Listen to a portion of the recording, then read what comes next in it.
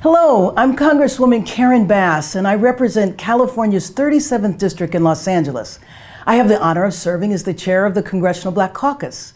The caucus is known as the conscience of the Congress. The CBC was established in 1971 and for years have fought to address police brutality directed at African Americans. 3 weeks ago, the world witnessed a horrific crime on the streets of Minneapolis, the slow, torturous murder of George Floyd. His tragic death has galvanized the entire nation to take a deep look at our history. Because Black Americans have sadly been marching for over 100 years to bring attention to this gross injustice. Black Americans have been marching against police abuse and for the police to protect and serve our communities like they do elsewhere. In the 1950s, news cameras exposed the horror of legalized racism. The news cameras exposed the treatment of people who dared to challenge the system. News cameras exposed to the world that Black Americans did not have the same constitutional protections, that freedom of speech, the right to assemble and protest, were not rights extended to African Americans. 70 years later, it's the cell phone camera instead of the news camera that has exposed the continuation of violence directed at African Americans by the police.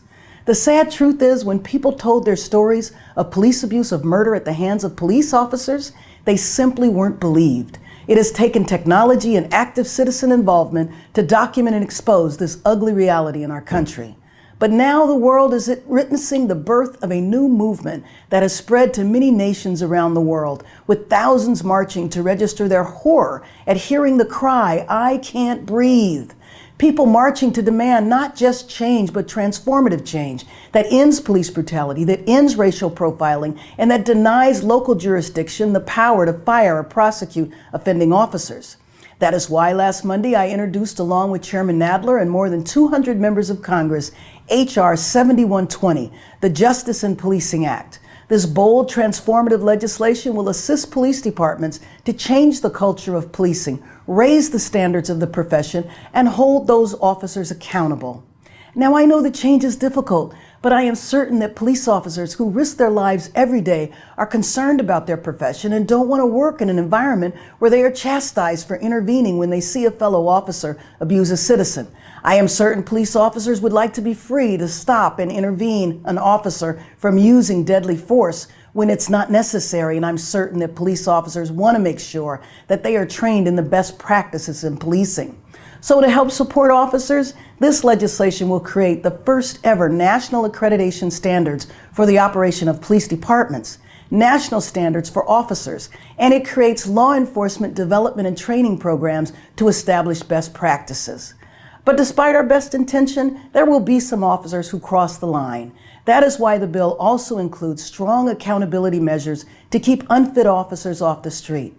A profession where you have the power to kill should be a profession that requires highly trained officers who are accountable to the public. If the Justice in Policing Act had been the law of the land several years ago, Eric Garner and George Floyd would be alive because the bill bans chokeholds. If the bill had been law last year, Breonna Taylor would not have been shot to death in her sleep because no-knock warrants for drug offenses would have been illegal. And this May, Tamir Rice would have graduated from high school. The officer who killed the 12-year-old child after an encounter that lasted seconds had been fired from another department. The Justice in Policing Act calls for a national registry that would have revealed his instability and propensity for violence. When society does not invest in communities, police officers are left to pick up the pieces. Police officers are the first to say it's unfair, that they are not trained to be social workers or health providers. Homelessness, mental illness, and substance abuse are health and economic problems. The Justice in Policing Act reinvests in our communities and empowers them to shape the future of public safety through grants to community-based organizations to develop innovative solutions. We all want to be safe in our communities. We all want the police to come to our rescue when we are in trouble. We all want to support the brave men and women who put their lives on the line every day for us. And when we interact with police, we all want and expect to be treated with respect, not suspicion, and we should not be in fear of our life when interacting with officers. We are here to answer the calls of thousands who are marching. Today is an opportunity to reimagine public safety so that it is just and equitable for all Americans. Thank you.